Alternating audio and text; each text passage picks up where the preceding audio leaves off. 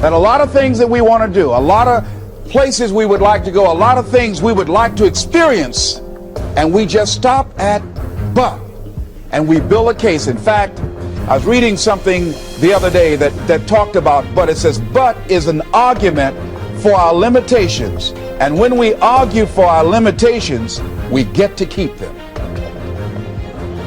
See, but will cause you to procrastinate, but will cause you to hide out behind fear, but will cause you to come up with all type of excuses that you can validate your inaction and not acting on your dream.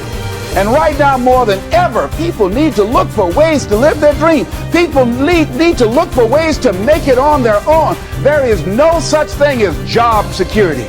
There's no such thing as a storm-proof or tragic-proof life. There are no guarantees today, ladies and gentlemen. The illusion is gone. There was a time when we graduated from high school, you were told, go to college and get out, and you go and work for a corporation for 30 or 40 years. They'll give you a gold watch and you'll retire. Special announcement, that day is gone. That day is gone, never to return again.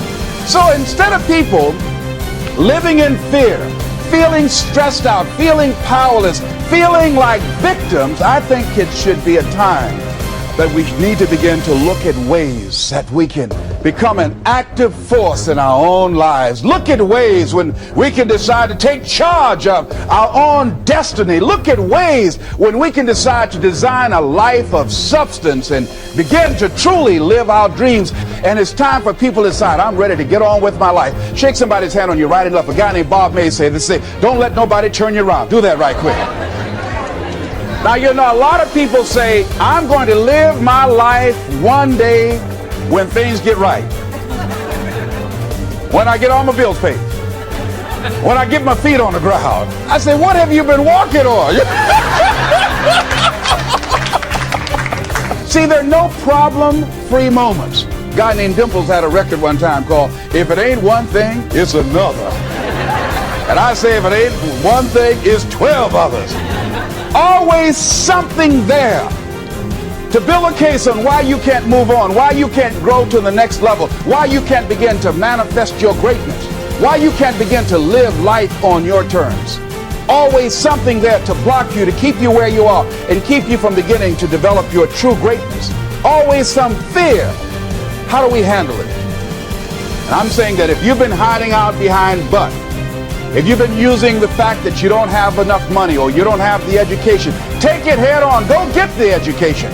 I was saying to a guy the other day who was saying, I said, how old are you? He says, 47 years old. I said, your sister tell me that you can't read. He said, that's right.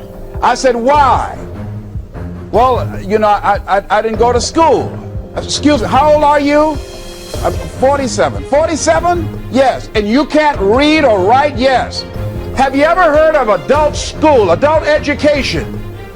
Have you decided that you should learn how to read to begin to expand your world?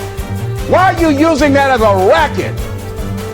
Why don't you decide now that you're going to expand your world? That if other people can learn, you could learn too. Well, it's hard for me. Have you been and sit in a class yet? Have you signed up yet? No, I haven't. See, a lot of people say no, ladies and gentlemen, to things, and they don't even know what they're saying no to. They haven't even challenged themselves. He hasn't even gone to sit into a class and say, teach me how to read. Instead, it's been easier for him to go through life, he thinks, trying to play a whole con game, pretending he knows how to do something that he doesn't know how to do. And you know what? Most of us go through life like that. Most of us go through life pretending that we're satisfied where we are, pretending that everything is okay, pretending that we don't have any special goals or ambitions or desires, when really deep down inside we do really want more. But if you look at our behavior, if you judge based upon what we do, that really will tell you some true stories about people, because you have to judge a tree by the fruit it bears, not the fruit that it talks about. See, a lot of people pretend that they want more out of life, but all you have to do is watch their actions. That will tell you something. So I used to pretend that I wanted to lose weight, but how could you tell I was pretending? Watch me when I have a piece of sweet potato pie. Let me get within walking distance of some peanuts, some potato chips. See, I was pretending that I really wanted to lose weight. No, you just watch what I eat. I tell you what I'm seriously committed to. People will tell you, oh yeah, one day I want to have a restaurant. See, they're pretending they want to go into business for themselves. They're not serious. How can you tell, Les? Watch their actions. Watch what they're doing. The proof is in the pudding. So if you want to do something, if you thought about something you want to do, take it head on. Decide that you're going to start looking at it, start doing research on it, start tackling it, start becoming involved in whatever and wherever it might lead you to begin to explore the possibilities in that particular thing that you're seeking, so that you can begin to learn all you can about it. Decide that you're going to face it, that whatever shortcomings you have, that you're going to strengthen yourself there. Whatever training that's required, that you're going to go get that training, that you're going to get started right now. George Washington Carver would say, do what you can, where you are with what you have, and never be satisfied. S.B. Fuller used to say, and you heard Joe Dudley talk about, always strive to be more than that which you are. Yeah, don't get satisfied with yourself. Always know that wherever you are, you can enjoy more, that you deserve more. But most people, you know what they do? Most people go through life quietly and safely, tiptoeing to an early grave.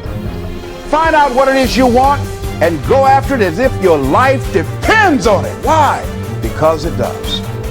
People that have found their passion, people that found the things that they love, people that have found the things that they can pour their lives into, those people live longer. I was in New York and I had to do a seminar at a special church, and a guy by the name of Reverend Johnny Youngblood.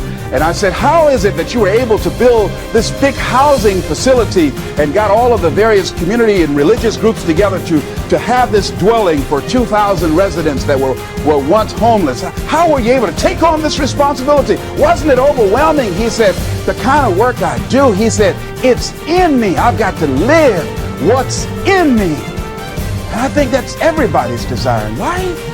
You've got to live what's in you. Life is just too short and unpredictable. But what do we say? But there'll always be tomorrow. Oh no. There's no guarantees you're going to show up tomorrow. There are a lot of people who were here yesterday that they're not here today. There are a lot of opportunities that were around yesterday. They're not here today. Oh, you can wait, but you know what Abraham Lincoln said? Well, good things might come to those who wait, but only the things that have been left over by those who hustle.